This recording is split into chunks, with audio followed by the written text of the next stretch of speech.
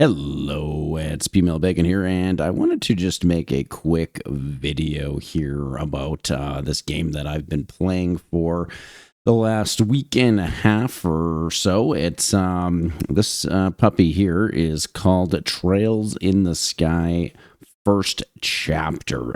Now, look, I'm just going to preface this. This is a JRPG. It is technically a turn-based RPG hybrid kind of system here. So if you're not interested in this kind of game, I'm going to say tune out right now, move on with your life. I'm kind of just wanting to give more attention to this game because I know it's going to absolutely fly under the radar of most people this year, which is majorly a bummer because this game is actually a really, really great game and I'm having a fantastic time with it. It's going to probably very easily at this point, I would say, be in my top 5 games of the year, and this is a really, really hot year for competition. We have some really, really heavy hitters this year, so the fact that it is as high up on that list for me is, surprising to me. Even I actually had been meaning to play the original version of this game. So to be clear, this is a remake. And I had meant to play the original Trails in the Sky game, which was, I don't remember when it came out, like early 2000s on the PSP. Very classic kind of turn-based style game. I have never engaged with the Trails games at all, ever. This is my first one. And that's been on my backlog for quite a long time. And at some point, I keep seeing it go on sale. I'm like, I got to play that. I should buy it. Or, maybe I'll buy it on the Nintendo Switch or something, play it handheld. Just never happened for whatever reason. And I, at some point, came across the trailer for the remake. And the trailer was awesome. Like, visually, the game is just, like, instantly really stunning. And it appealed to me right off the bat. So I was like, you know what? Let's just hold off. We'll wait for the full remake to come out, and I am very happy I did because based on everything I've heard and seen about the old game, apparently there's a lot of stuff that kind of holds the old game back and can be a little bit tedious to get through. This game really is a super polished game and very user-friendly, I will say. It really does a great job at getting rid of a lot of the nuances of what I think people don't like about some turn-based combat systems. But yeah, that being said, it is still fundamentally a traditional turn-based JRPG style game, a la Final Fantasy, Dragon Quest, that type of game. Or if you played any of the Tales games, if you really want to dig deep into some of the anime style games, that's where it sits. So in terms of being like, it's not like nothing groundbreaking in terms of like the aesthetic or like the story or character building necessarily. You're going to get a lot of those tropes and cliches that you would typically expect from any kind of anime style RPG. But this game does things, I haven't really played anything quite like this. It does things in a lot of very interesting ways. But I think my biggest thing that I'd actually want to focus on here is the other big RPG I played this year. And this is the one that, like, let's be honest, this is the one people are going to be talking about. This is the cultural zeitgeist, and I loved it. I loved it myself, played the crap out of it when it came out, but that is Expedition 33, of course, right? This is the big turn-based RPG that came out this year. It is, it seems at this point inevitable that it's going to be a Game of the Year contender, and there's a very, very strong chance that it may win or take the title of Game of the Year. Well, we'll see what actually happens, but it's going to be a top contender, right? And it's interesting because I played through the whole game when that came out, and I've had time to reflect now on that game, and there are many, many aspects of that game that I love, right? Music is like number one.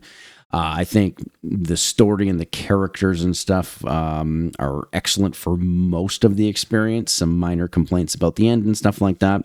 Visuals are great. The combat is really fun. I really do enjoy the combat, but it did lead to a very interesting discussion about turn-based RPGs, because the whole thing with Expedition 33 is they really kind of reinvented the approach to a traditional turn-based style game where a lot of it just centers around dodging and parrying, and it does demand a relatively high level of skill from the player. And I follow a lot of gaming channels and YouTubers and podcasts and stuff like that. And I did see even people who love RPGs and turn-based stuff and more, relaxed kind of games. Because I think, why do you play a turn-based RPG other than to kind of just like chill out? That's kind of usually my main thing. Or like you're here for the story and the visuals and, building your stats and all that kind of stuff. But typically, traditionally speaking, turn-based games are slower paced. They don't demand as much initial reaction skills from the player, that kind of thing. And so I did see a number of people take issue with like how difficult that game was. Like even in the easiest version of that game, people were still complaining about it ultimately, right? And sorry, getting distracted here. I'm getting into the battle here. And I'll show you some of the stuff about this game as to what I think kind of separates it from Expedition 33 and why I think it's a very interesting comparison between those two games this year. But yeah, that's the biggest thing, right? Is that Expedition 33 required you to parry and dodge. Okay, that would be kind of my big takeaway. So my elevator pitch for this game to you, if you are someone who enjoys turn-based games, and hey, look, even if you loved Expedition 33, which I did, this game still may appeal to you broadly, or maybe you didn't vibe with Expedition 33 and you're like, man, I just want to play like a really great turn-based RPG that's more traditional but still evolves the formula in a meaningful way. I haven't played every turn-based RPG that's come out this year or anything like that, but this is the other big one I have played. It's also very high in the Metacritic score, which is something I would say take note of that. It's done extremely well in reviews, and I don't think it's going to show up at the Game Awards or anything like that. I would kind of be surprised if that were to happen, but I don't know, maybe it'll win some Japanese awards or something like that. I mean, if it even shows up in like best RPGs of the year, I don't know, maybe it will. I have no idea. Actually, I'd have to kind of think about that. Can't even think off the top of my head what other big RPGs came out this year that would be in that running with really high review scores like this game. Not much, to be honest. So I'll be curious, actually, because there's 5 or 6 contenders for RPG of the year for the Game Awards. So I guess we'll see. Maybe I'll be pleasantly surprised. Maybe this will make a showing at the Game Awards in the RPG category. I'm not really sure. Guess we'll see. I actually think the Game Awards, and this is a whole other topic, but I actually think that we're at a point now where we need like a remake category, remaster, remake, because we also have in the last couple of days we've had Final Fantasy Tactics remake come out as well, and that game has gotten really good reviews, and it looks like it's actually like a really good version or remastered version of the original game, or that's my takeaway. I haven't played it myself yet, so but that looks like a lot more traditional remake than this game. This game is definitely 1000% a true blue from the ground remake.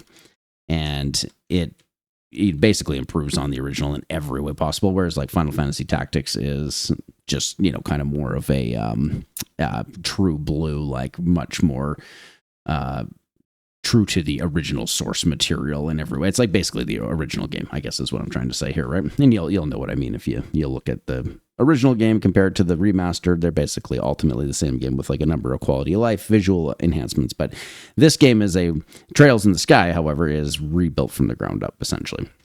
But yeah, my biggest point here is with the combat system. And I think this, I'm making this video specifically to kind of get the point across that if you really want to play, a game that really does evolve the turn-based RPG system and does so in a really, really meaningful way.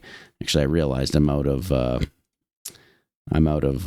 magic here. We're going to have to use an item here maybe to recharge some magic just so I can show you a little bit of what I'm talking about. But this game, so there's a couple things about it.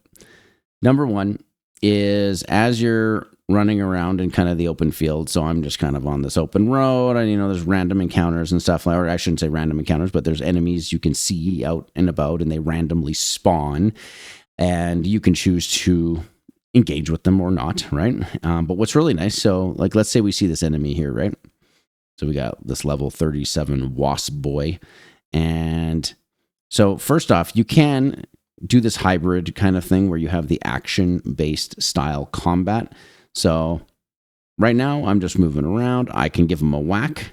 So you can just have a normal attack that just kind of, you can see, does some amount of damage. Now, I will say the enemies are pretty beefy. We are playing on the hard mode, so I don't know. They're probably not as beefy as like if you're playing normal or story mode or whatever. Maybe it's they go down a bit easier. But I have noticed what is kind of interesting.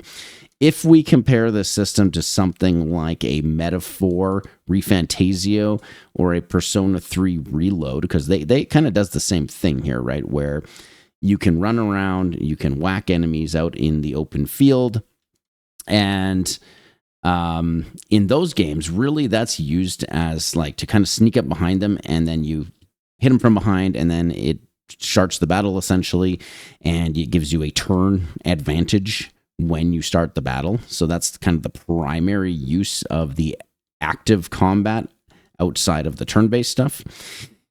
Or if you're a high enough level in those games, you will just like literally kill the enemy in like one shot. So you can just like clear out mobs very quickly without having to actually engage in the turn-based combat. This game doesn't have quite that same thing. I've basically found every area I've gone to is had enemies that are close to equivalent level, either maybe a level higher, level lower, close to my level. And so just running around and like killing enemies instantly is not really a thing. It's also interesting because the story works in such a way that it kind of prohibits you from like backtracking. So if I went back and fought like a level 5 enemy or something like that, maybe I probably would kill them in one hit, I'm sure. But you can't really do that. That's not really a thing, or at least not at this point. Maybe I will be able to go back eventually in the story. I don't know. Hey, no spoilers. So maybe eventually I'll be able to knock out enemies like that. I don't know, but I haven't encountered any low-level enemies. They're all kind of relatively around the same level. They're designed in a way, specifically in a way that will always kind of be close to where you're at in terms of your level. So then here's the other interesting thing about this. So I'm just going to, sorry, hold on, I'm messing this up here. So we're going to exit this. And so what's really nice about this, so you can go from active, right? You're kind of your action combat thing here where I'm just whacking them. And then you can press a button that automatically takes you into turn-based combat. And I love this. There's no, doesn't take you into a whole completely different screen. There's no loading or anything in between these battles. That's one thing that I think drives me crazy about like Metaphor ReFantazio, or Persona games and stuff like that is it's they're very old school in their approach. It's like playing Pokemon or something. You have to, it's every time you go into a battle, it's like, and then, side or screen swipe, and then boom, you're into like the turn-based stuff. Here, it's just an easy transition back and forth, and you can actually run away from battles. And as soon as you run away from the battle, it just ends, and then I could jump right back into it if I want. Look at how smooth that is. I mean, that's really fantastic. So that's the first kind of thing. I'm not going to say this is the first game to do that or anything, but that is one major quality of life that I love. The other big thing about this game that I didn't realize until I started playing, because I honestly thought it was just straight up like a turn-based game. That's what I was kind of expecting. No, not exactly. A big thing about this game is positioning. So once you engage in the in the turn-based combat, you are now subject to whatever the terrain is around you, right? So you've kind of got like, this elevation, and then this area is pretty safe. Like we're kind of in this, kind of wide open hallway-ish kind of thing, but it's pretty wide and everything. You're going to encounter lots of areas where you're like in a narrow hallway and you're crunched in there, or there's like a lot of enemies. You run into a big pack of mobs, something like that. And it can get kind of, interesting in terms of how you have to position yourself. So positioning your units in this game is extremely important. And just to kind of give you an example, so like if we look at my magic abilities here, right? We've got Stone, Hammer, Earth Lance, and Petrify. Well, you can see just between these three abilities, this one is like a circle and it's single target. So that'll focus one. I think technically if an enemy is close enough, it might get hit, although actually not 100% sure about that. You've got kind of your cone. This is more of a radius, right? So you can you hit multiple enemies. It's an AoE essentially. And then I've got this last ability, Petrify Breath, which is still a cone, but you can see the radius is different, right? So this just leads to like very interesting setups and arrangements for all of your attacks. And kind of just to show you some other examples, right? You've got your big circle here, little circle, you got a straight line. Everything's really well telegraphed. I really like the way that they have done the highlights here. It's like very obvious what the attack does. It's also very obvious what your enemy attack is going to do to your party as well, because it's the same thing for them, right? They're going to have different attacks that have different AoEs and stuff on them. And so that's actually a big part of the strategy with this game, is you really have to pay attention to the positioning, and it adds just such a really interesting, unique element to pretty much every combat encounter and every boss, at least in hard mode, I will say. Every boss that I've fought, for the most part, I've had to think about my positioning, right? And the same thing applies to like healing, or like, for example, if we were to look at something, let me show you this. So you have like Earthguard, right? We were just on that one. Earthguard, it provides a shield for your allies. So I can move it around, right? And it has a specific radius to it as well. FYI, I am playing on keyboard and mouse, but the game works extremely well on controller as well.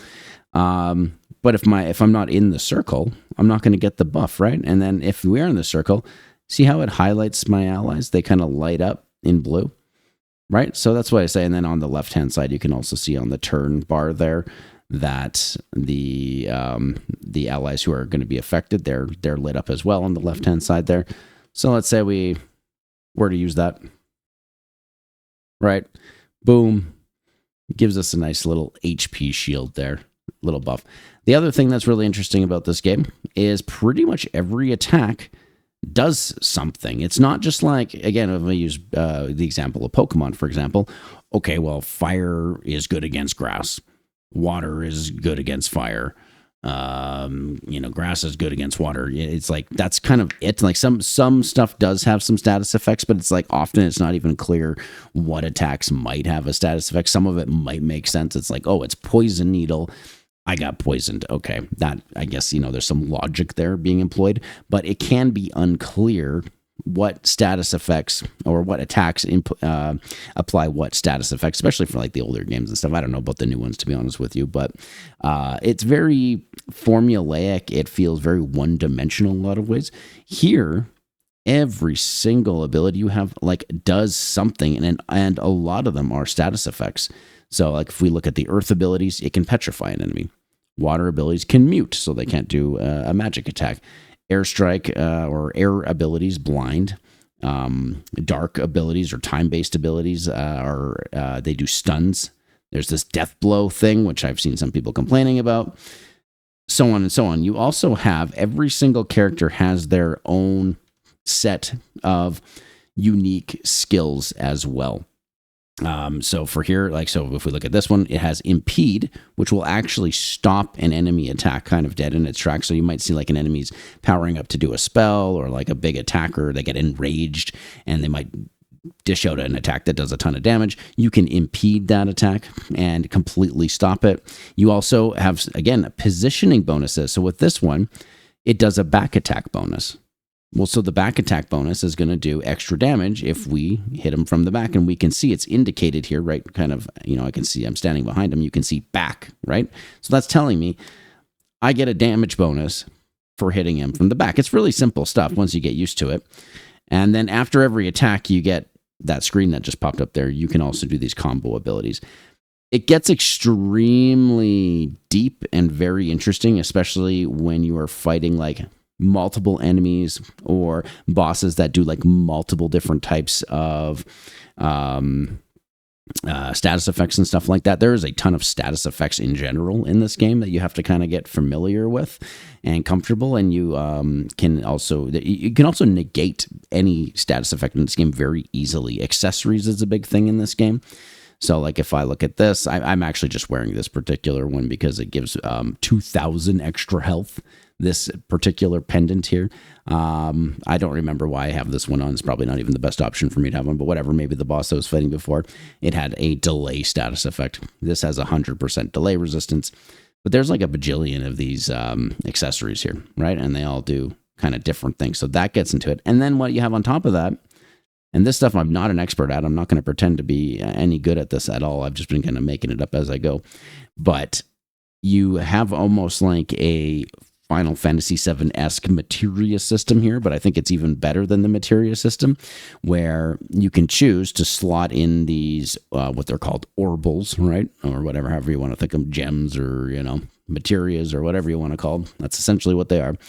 And they will, depending on the combination that you put together, they'll give you different abilities. They'll open up more options for you. And then all of these things also have their own stat modifier. So if we look at this one, for example, I got the heal one on, gradually recovers HP while in the field, right? I've got, actually this one I got to upgrade. I just realized, Mercy, healing arts effects. So arts is basically just your magic attacks.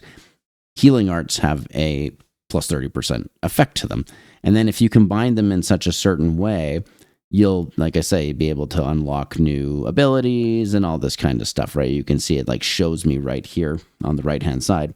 So if I put this on, it's going to give me the new attack of the Hellgate, for example. So you get into these really interesting kind of combinations. And again, not pretending to be an expert on this by any means. I'm sure there's way better guides on that you can watch.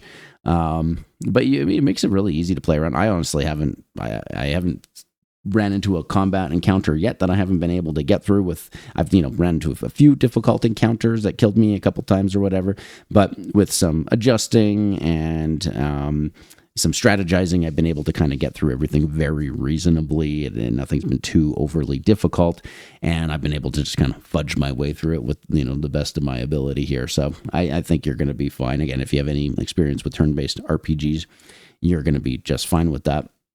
And then, there's like a bajillion different types of items you can use. You have this whole cooking mechanic here that's actually super useful. If you cook with your party, it actually gives you proper like stat bonuses and stuff like that, which is really interesting. The food is then, once you cook it, it's usable in battle and everything. So yeah, this is what this is kind of my elevator pitch. Like I said, is, if you maybe you liked, Expedition 33 and it was still an enjoyable game for you, but maybe you're like, okay, I just want to play like a more traditional, more grounded JRPG style game. This is 100% going to be up your alley.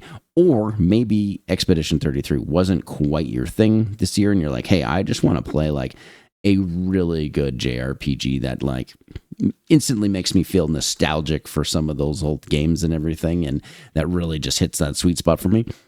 I think I would say 100%, that this game is probably the game for you to definitely check out, because it is instantly nostalgic for me, just being someone who played a lot of RPGs, turn-based stuff specifically growing up. I'm not talking about Western RPGs here. I'm talking about your, generally speaking, JRPGs. If you love Final Fantasy, you love the Mana games, any of the Tales of series, this is going to fit nicely into that repertoire of games. And I guess I'm going to play more of these. And it's already been leaked, or now I don't know if it's actually been formally announced. I'm not sure, but it's definitely been leaked that they're already making the sequel to this, which is going to again be a full remake of the original sequel of this game. So I'm looking very forward to that. Anyways, just wanted to share my thoughts on what I've been playing recently. Highly recommended. I think, like I say, I think it's going to go under the radar of a lot of people this year, but don't be one of the ones who misses out on this game this year.